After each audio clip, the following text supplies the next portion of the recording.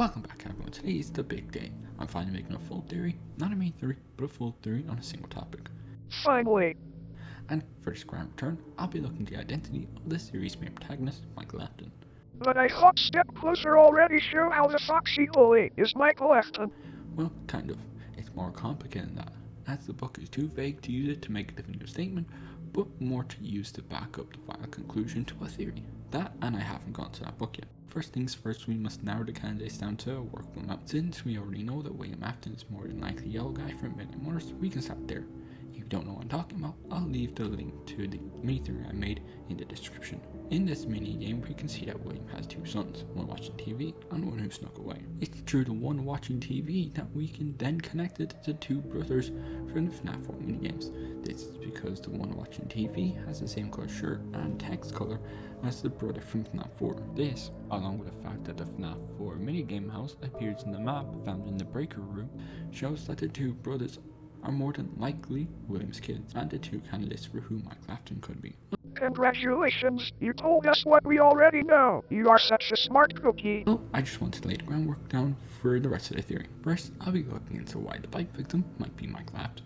The primary source of evidence comes from the survival logbook. As in the logbook, we can find that Michael Afton has written it using red text. We know this is him due to the fact he's written his own name in the book, and there's constant references to this location that only Michael Afton would know, such as Kaito Bongos and Exotic Butters. Now where the evidence comes in is from the weird faint text that appears throughout the book. This faint text appears to be talking to Michael. Now what is strange and what makes people believe that the bike victim is Michael Afton is the fact that the faint text makes constant references to things and events that are connected to the bike victim. This ranges from the talking Fredbear plush all the way to his birthday party that happens during the events of the FNAF 4 minigames. But then how do you explain how he survived? We hear the hearth monitor flatline. You're right, he didn't survive, but that's where the Mike Bot theory comes in. This theory uses the Silver Eyes trilogy to explain his survival. So, spoiler warning for the rest of the video if you haven't read the trilogy, as there'll be constant mentions to key plot points. Hey Dumbus, the book is nearly 2 years old. Why the spoiler warning? Better safe than sorry, you annoying prick. Anyway, in the book, Charlie survived because her soul was somehow trapped within a doll, which was then placed into an untrapped body and given an illusionary disc to make her look as what she would have looked if she hadn't died. Perhaps this happened to the bike victim, but his soul was trapped in the Fredbear plush instead. The idea of William rebuilding the bike victim can be backed up by the fact that in the end of the last FNAF 4 minigame, the Fredbear plush says he will put him back together. Now we know the Fredbear plush is William Afton, as in a private room in this location, we can see a similar Fredbear plush with a walkie-talkie. But that does not prove it was him. As in the FNAF 4 minigame we see him preparing a suit. So how can he be watching and talking to the bike victim, and be preparing the suit at the same time? Perhaps William was skilled enough with putting suits on people that he could multitask, or perhaps Fredbear plush has a built-in mode to work independently from William's input, just in case he was busy, like the moment in question. That or the plush in the private room is meant to be retcon, and if it's not, then that puts in the question of who the Fredbear plush is. It's easy to see why he would do this, as he was probably incredibly paranoid that the same fate that fell upon Elizabeth would fall upon the bike victim. What are you trying to say? Spit it out, Dumbus. The point I'm trying to make is that this portrays a man who will do anything to protect his son, so it wouldn't be very much of a stretch to see him attempting to recreate his child as animatronic, just like how Henry did in the book trilogy. The Mike Bot theory is also used to explain how Michael Afton survived being scooped and how Baby knew he would survive. But how do you explain how he visibly rots? Or how Scott mentioning him having organs? As if he was a similar animatronic as Charlie from the book. He would not have any organs. Also, Mike was fired twice for smelling like human garbage. Robots do not smell, since they cannot sweat or rot. Although I don't really have an explanation for the organs, there is two ways of explaining rotting part: the illusionary disc or synthetic skin. As I stated earlier in the Silver Eyes trilogy, Charlie and Elizabeth both used illusionary discs to make themselves look human. So maybe Michael Afton had no control over his illusionary disc just like Charlie, and it made him look rotten against his will. But that doesn't explain the smell, or how he has organs. Also, why can't an art just take control of the illusionary disc? Like why threw away such a good disguise? They spent so long and hard trying to get. Also, if Mike was an animatronic using an illusionary disc like Charlie, then there would not be any space for Nard to climb into Mike. So it would more like Nard fusing with Mike. But in the minigram we see him ejected. And if he did fuse with Mike, and eject from him, then why was Baby so ignorant of the fact that she could be ejected from Nard? This along with the fact that the illusionary disc was never mentioned in the games. Maybe it was synthetic skin? Maybe he had synthetic organs and smell too? Once again, you're just adding pieces of evidence that cannot be found in the games. This and the illusionary disc are never mentioned throughout the games. So if you can pull stuff from the books without evidence of them existing in the games, so will I. At the end of the fourth closet, Carlton survived his encounter with William, because his friend Michael left a piece of his soul with Carlton using Remnant. So the same probably happened to Michael Afton, but with Elizabeth giving him a piece of her soul knowing he will eventually free her soul. This could explain why he heard Baby's voice telling him he would not die before being revived. Oh, and unlike the illusionary disc or synthetic skin, we know Remnant exists in the games through the Stupor blueprint from FNAF 6. Look, can you please let me finish with this barrier theory before we go on to start explaining why it could be the brother? Anyway, back on track. For the final piece of evidence, we once again go back to the logbook. In the part that asks you to come up with jokey answers to accidents that may occur, Michael Afton wrote a joke under the one that asks you to write one for if Freddy bit someone. I've seen some people argue that if Michael Afton was the older brother, why would he write something like that, especially if he felt really bad and guilty over him accidentally killing the bite victim. I don't really consider this to be good evidence, as you can't really read intent for writing that well, as he could have written in spite rather than, juvenilely, it could have been written in spite towards fans of entertainment, as this could have been what he was told to say after the incident. Also, the older brother comes across as the type of person who would regularly make inappropriate jokes from what we've seen of him in the FNAF 4 minigames. Now we'll move on to the sources of evidence that points towards Michael Afton being the older brother. And just like how the failure text in the logbook was the key part of the Mike Block theory, the idea of Michael Afton being a technician is the equivalent for the older brother. This all stems from the fact that Michael Afton is portrayed as somewhat of a technician in his location, not only being able to operate the machine interfaces, but also the animatronics themselves.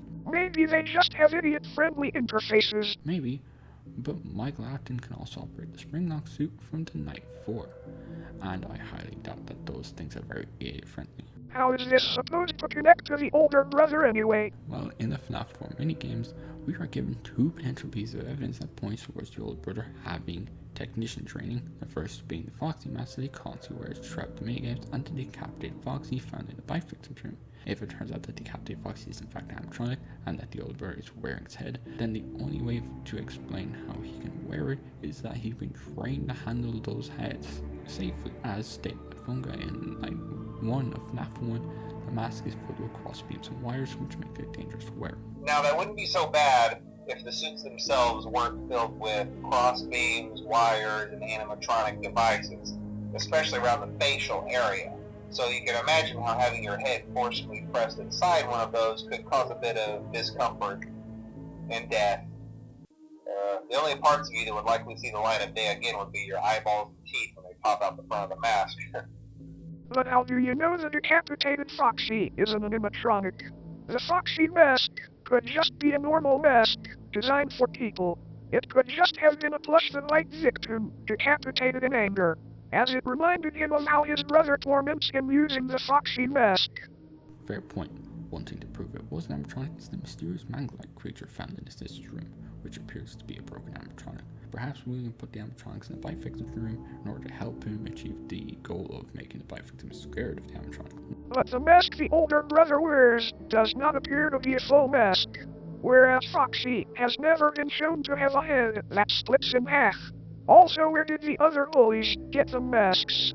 We do not see the rest of the Fazbear gang decapitated when the white victim is talking to the Fredbear plush. Once again, good point. However, we've never seen the Foxy head being able to do that, but that doesn't mean it can't, or that this version of Foxy couldn't. Also, what the bite victim saw while talking to Fredbear could have just been what he remembered them looking like instead of what they actually look like. Another piece of evidence from the FNAF 4 minigames comes from the Night 4 minigame, where the older brother locks the bite victim in the parts service room. This raises the question of how the older brother would have the key to that place in the first place. Maybe William gave him the key because he trusted him to be in the room due to him training the older brother on how to be safe around equipment. Maybe William gave him a spare key just to scare his brother by locking him in there. But like I said, how could you trust someone with a key to a room full of important and quite dangerous equipment? Well, it could be either way. It really just depends on whether or not you would see William as being the type of person to give the older brother the key to this room just to scare the bike victim, despite the older brother not having any training. But anyway, it makes sense why William Afton would train the older brother. He's too old for any animatronics like Stargate Baby to hunt him down, so he could train him to be around them and be able to respond in case one of them goes rogue and tries to kill someone like him. Because, they're always going rogue and trying to kill people. That's the whole point of the games. That and William Afton could have been trying to make the older brother his successor. But if he was trained, how did he accidentally kill his brother? He should have known something like that would have happened. Or how can he get killed by animatronics? In the case of his brother, his arrogance blinded him during the heat of the moment, as he probably felt as though something like that either couldn't or wouldn't have happened under his watch. He probably thought the amount of force that Fred bite would, give would have been more like a tight squeeze rather than the head-crushing amount of force that actually happened. Like I said, he was trained, but that doesn't mean he is the brightest person. And as for the point where the animatronics were able to kill him, maybe he didn't get that training to, stop them from killing him. Or maybe you need a special tool, as we see William use in one of the FNAF 2 minigames. That and you try stop a 2-meter tall hunk of metal from tearing you limb to limb. Another piece of evidence that proves the older brother being Michael Afton is the time gap between the FNAF 4 minigames and the FNAF 2. This once again goes back to the idea of Michael Afton being a technician, as in FNAF 2, he's fired for tampering with the animatronics. This means the bite victim would have 4 years to learn how to tinker with the animatronics. Now, this is where many problems come into play. First off, you need to take time off for him to be resurrected by William, and for him to get, all the bodies you need to appear to grow up. This along with the fact that William Afton was also busy doing all his evil schemes. So, that takes a large chunk of time out of the 4 years. Another problem is that he's deathly afraid of the animatronics to the point of collapsing.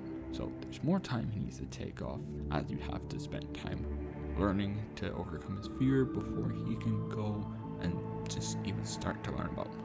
This along with the fact of who would teach him. Maybe it was the older brother. Well, no matter who it is, that's more time you need to take off in order to convince that person to train him.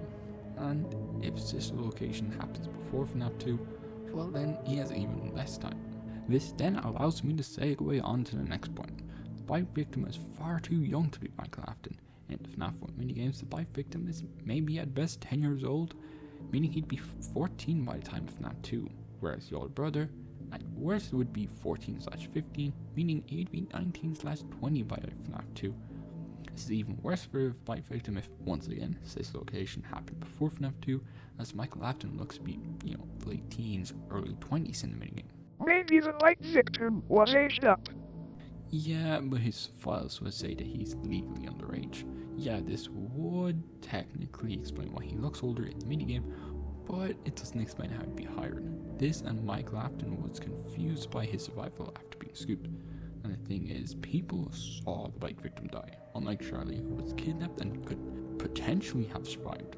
That, along with her being given a lie that her brother was taken instead. So how would he be surprised about survival if he was the same person who survived being, having his head crushed in, but any long-term brain damage? This, and there'd be massive red flags being raised about the boy who survived being killed just to come back fine and dandy, and also looked way older than he's supposed to look.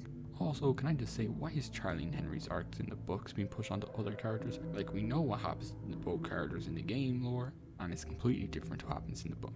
So how could you seamlessly put their arcs onto other characters when their book arcs and game arcs aren't even the same thing? One thing that would not be possible if Michael Afton was a robot is that he would not be able to hallucinate from any gas-based sources. Like in the book trilogy, Charlie only experienced hallucinations from audio/visual sources and not from any air-based substances.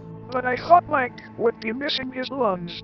So how is he impacted? Well, we don't know how much of his organs were removed during his scooping/enter climbing in. Like in FNAF 2, we can hear him audibly breathe under the mask. Maybe FNAF 2 happens before sister location. Also, the FNAF 4 animatronics make breathing sounds when at the doors.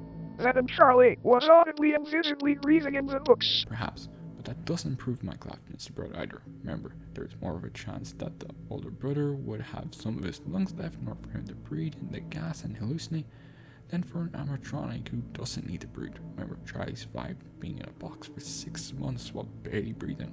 Another problem is brought up because of this location. In the break room, Michael Afton's warned that when operating the interface, all nearby electronics will be disrupted. You may now interface with the breaker control box. Using the interface may disrupt nearby electronics. If you feel you are in danger, feel free to disconnect the interface temporarily until it is safe to reconnect. This causes Funtime Freddy to try and kill Michael Afton. However, Michael Afton is never seen to be affected by this disruption, but if he was an animatronic himself, why is he not visibly affected? In one of my previous mini theories, which I linked in the description, I showed how FNAF 4 was more than likely not a dream. So if this is true, why would the bite victim be there? As I stated in the theory, it would make more sense for the older brother to be there, as it would be his punishment for accidentally killing his brother. But if William cared about his kids, why would he do this? Well, in Midnight Motorist, the older brother tells William to leave him alone, he's had a rough day. This along with the fact that William Afton not only bangs on the door and demanding to be let in, along with the fact that he planned on sneaking through the window, paints a picture of someone who is quite abusive. This along with the fact that he's more than likely the reason why the older brother started bullying the bite victim by having him scare the bite victim with the Foxy mask in order to make him scare the animatronics, further proves that he is quite abusive. So it's no stretch to see him punishing the older brother by putting him through the events of FNAF 4 for causing the death of his second child. The final piece of information that proves the identity of Michael Afton comes from a very unlikely source. It's Michael Afton's addiction to television. Every night in this location when Mike goes home, he is seen watching the Borderlands Restless, and in the logbook, he also mentions it in one of the questions. How does this prove they are the same person, though?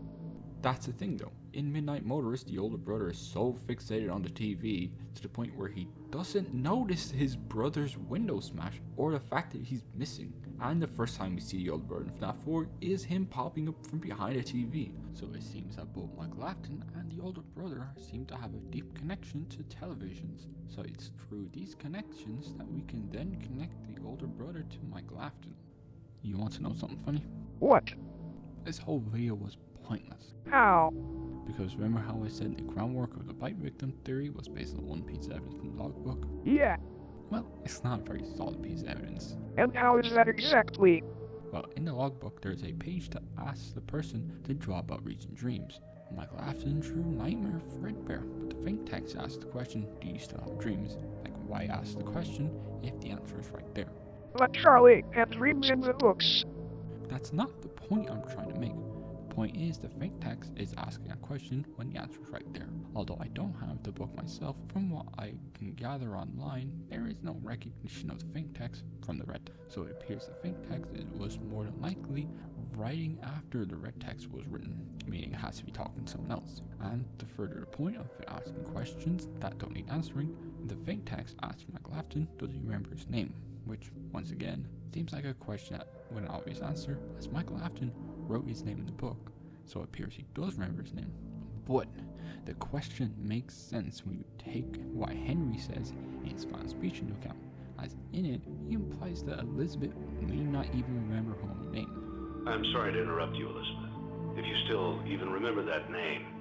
So, this question makes sense. If the fake text might be talking to an animatronic / ghostly present who is reading Michael Afton's logbook, this would have to be the bite victim from how the fake text talks to this presence. This would further make sense if the third party was in fact an animatronic / ghost, as whoever the Fredbear plush was probably did put the bite victim back together, but it's a ghostly form of Fredbear. But I'm going to leave the rest of that thought for its own future theory.